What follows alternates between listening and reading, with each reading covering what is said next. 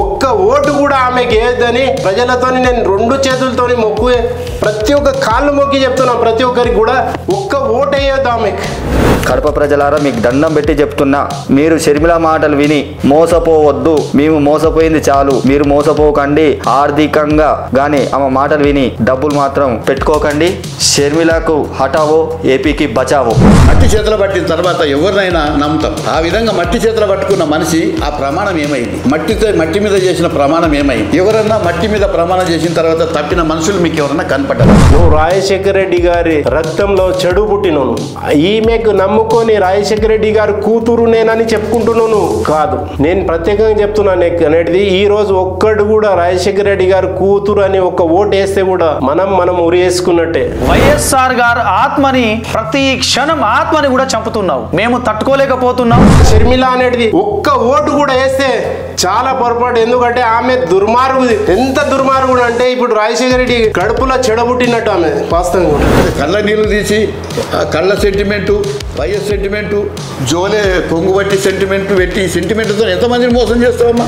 తెలంగాణలో అయిపోయింది, ఆంధ్రాకి వచ్చింది. రేపు అక్కడ దుకాణం బంద్ కాగానే రేపు అక్కడ నుంచి కర్ణాటక కూడా పోవచ్చు. అక్కడ బంద్ అయితే నెక్స్ట్ అమెరికా కూడా పోవచ్చు. ఆమె ఆన్నే పుట్టిన అంటది, ఆన్నే పెరిగిన అంటది, ఆన్నే పిల్లని కన్నా అని అంటది. ఎక్కడికి పోతే నేను ఆన్నే కన్నా అని అంటది. కానీ పాత చూసుకోరేమో జనాలు అనుకుంటుంది.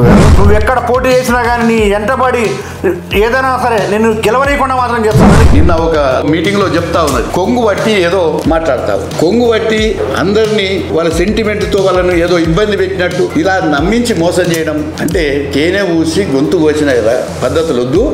రాజశేఖర రెడ్డి గారి విగ్రహాలకు మేము చౌరస్తాలో కూడా ప్రతి సంవత్సరం వర్ధంతి జయంతి చూస్తే చాలా గ్రాండ్ గా ఉంటది. ఎక్కడైనా చూస్తే ఈరోజు దండ వేయాలంటే కూడా అవమానం చేసిపోయినట్టు చేసిపోయింది.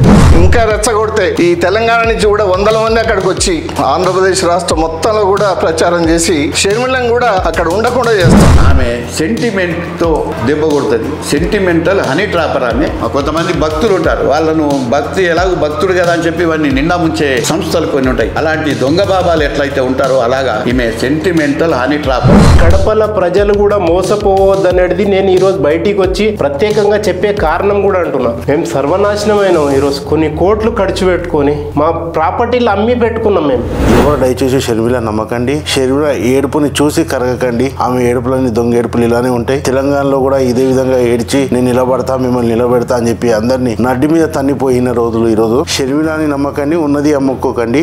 Boycott Sharmila, save Andhra. ఈ Chandrababu trap, Pawan Kalyan BJP trap లో నడుస్తుంది. ఈమె మొత్తం చంద్రబాబు బీజేపీ ట్రాప్ లోనే ఉంది. ఇప్పుడు మమ్మల్ని ఏ విధంగా అయితే రాజకీయ భవిష్యత్తుని లేకుండా చేశావో తిరిగి నీకు అదే పద్ధతిలో రాజకీయ భవిష్యత్తు లేకుండా చేయడానికి నీ చేతిలో మోసపోయినటువంటి ప్రతి నాయకుడు సిద్ధంగా ఉన్నాడని చెప్పేసి నేను సవాల్ చేస్తా ఉన్నా.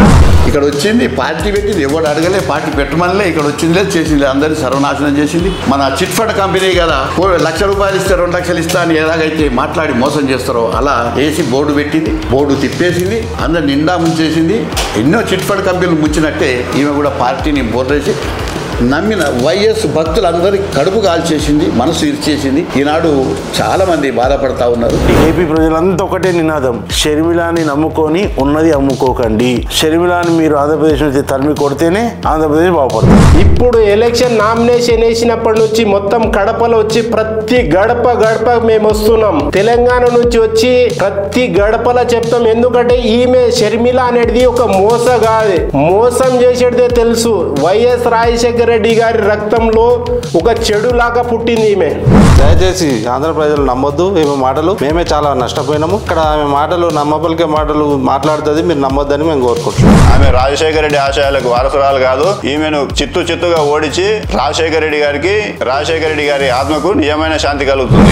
ఆమె చేసే పనులలో మాత్రం ఆ కుటుంబానికి నష్టం, వైఎస్ గారి పేరు నాశనం. ఆమె మోసాలకు ఆంధ్ర ప్రజలు కూడా బయలవుతా ఉన్నారు. ముస్లిం ప్రజలకు ప్రత్యేకంగా నేను చెప్పేది खास तौर पर मुसलमान भाइयों को भी मैं बोल रहा हूँ, क्योंकि शर्मिला बोल तो इतनी धोखेबाज है, इतना सच में बता रहा हूँ, आप यकीन मानो मत मानो, सबकी जिंदगी से खिलवाड़ करके चले गए। सो एक नंबर सबको धोखेबाज है, एक नंबर। आप यकीन से बता रहा हूँ मैं, हर एक को एक चीज बताने का। आज वाईएस राजशेखर रेड्डी साहब 4% दिए बोल के बता रहे कड़पा में आज की मीटिंग में, मगर 4% दिए राजशेखर रेड्डी साहब को हर एक के दिल में मगर ये ऐसी बेटी, ऐसी राजशेखर रेड्डी साहब की बेटी बोल के फिर रही ना, एक नंबर एक दूसरे ट्रैप में चल रही हूँ। अभी क्या है, चंद्रबाबू, पवन कल्याण बीजेपी के ट्रैप में है। अविनाश रेड्डी के बारे में बता रहे हो हर टाइम में। अविनाश रेड्डी ऐसे इंसान है, आपको एक क्या है 10 साल से करके बता रहे,